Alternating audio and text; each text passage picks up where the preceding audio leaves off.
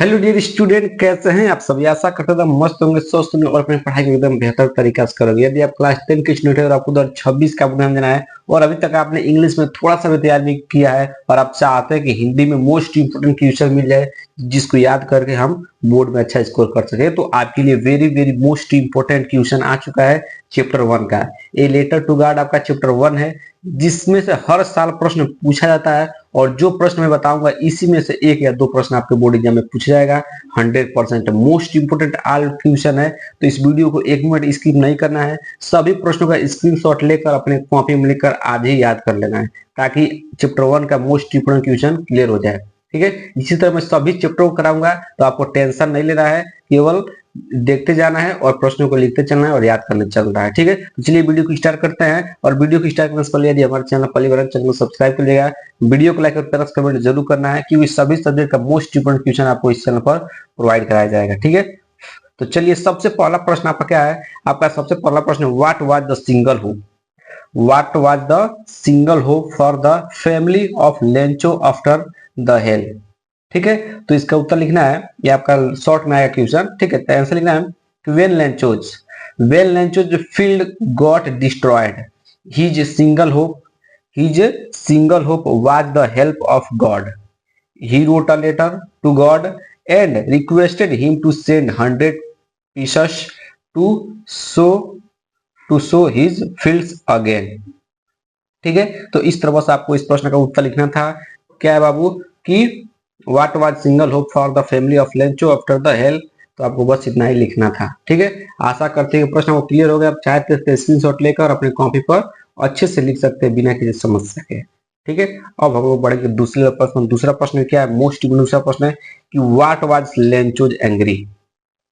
Y was Lencho angry, sorry क्या था, why was Lencho angry when he received letter. Very very most question है, 2025 में already पूछा गया है, 2025 में ऑलरेडी पूछा गया है और 2026 में पूछा जाएगा 100% कि Y was Lencho angry, Lencho गुस्सा में क्यों था।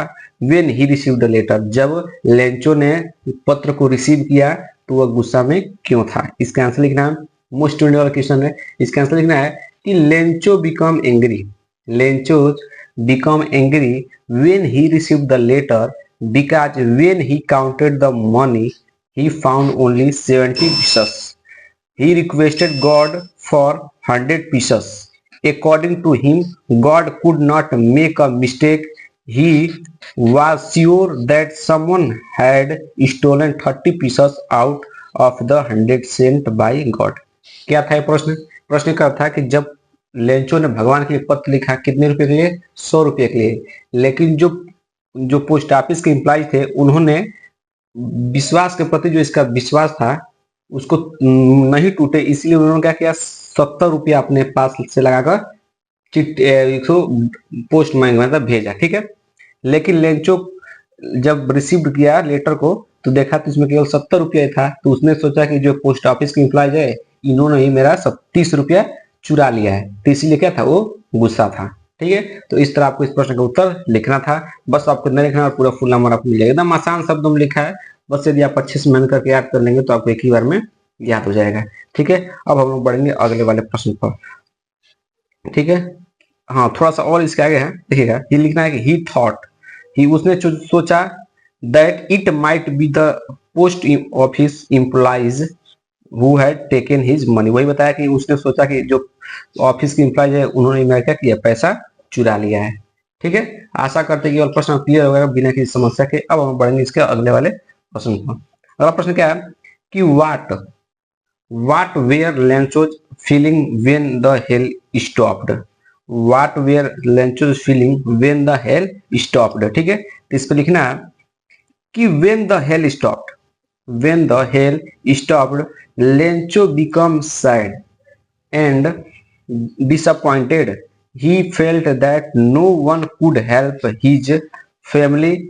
So दिखाई नहीं दे रहा है, थोड़ा इसको ऊपर करता हूँ। ठीक है, he felt that no one could help his family and they would have no corn that year and would go hungry. ठीक है, तो इस प्रश्न का उत्तर आपको बस नहीं लिखना है, मोस्ट इम्पोर्टेंट प्रश्न है कि what were Lencho's feeling when the hail stopped, जब पत्थर बारिश कम हुई, जब रुक गया, तो लेंचो ने क्या फील किया था। ठीक है, तो आपको इसका उत्तर लिखना था, बस आपको इतना ही लिखना, ज्यादा लॉन्ग नहीं लिखना है। मैं जितना लिखवा ना आपको बोर्ड एग्जाम में उतना ही लिखना है, इससे ज्यादा नहीं लिखना है।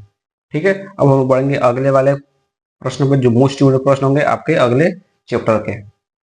अब आप लोग अगला प्रश्न, ये अगला प्रश्न है, who was Griffin. Who was Griffin, Griffin कौन था।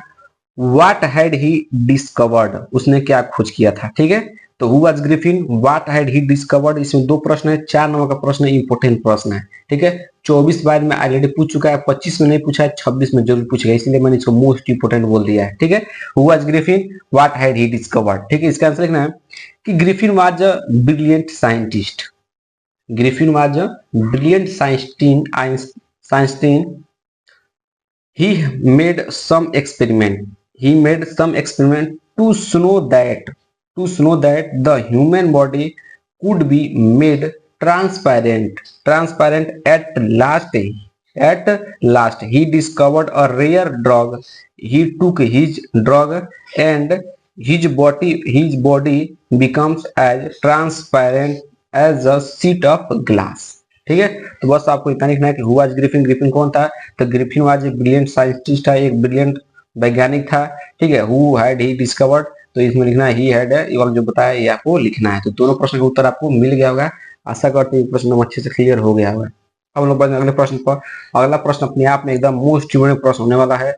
मोस्ट इम्पोर्टेंट लिख दिया, 24, 23, 22 में पूछा गया है, और 100% 26 में पूछा जाएगा। How did he mother help him. How did his mother help him. ठीक है, तो इसका उत्तर लिखना है कि his mother encouraged, his mother encouraged him to learn. She took him on, bought him telescope, trips, bought microscope, camera, mounting material and others equipment that helped him in many ways. ठीक है, तो how did his mother help him, तो आपको बस इतना ही लिखना है। Most question है, इसको तैयार जरूर से जरूर कर लेना है। ठीक है, अब बनेंगे अगले वाले प्रश्न पर।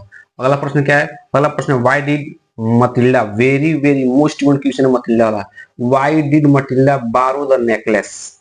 व्हाई डिड मटिल्डा बारो द नेकलेस, इसका उत्तर लिखना है Matilda was a pretty lady. Matilda was a pretty lady born in a poor family. She was married to a clerk. Also, he suffered a lot of misery. That why she borrowed a necklace from Madam Forrester to wear at a party. ठीक है, तो इस तरह आपको इसका उत्तर लिखना था कि हु व्हाई डिड मटिल्डा बारो द नेकलेस। तो आपको वैसे इस क्वेश्चन का नहीं उत्तर लिखना है, आप चाहे तो इसका आंसर सॉरी इसका स्क्रीनशॉट ले सकते हैं। अब हम लोग बढ़ेंगे अगले वाले प्रश्न पर।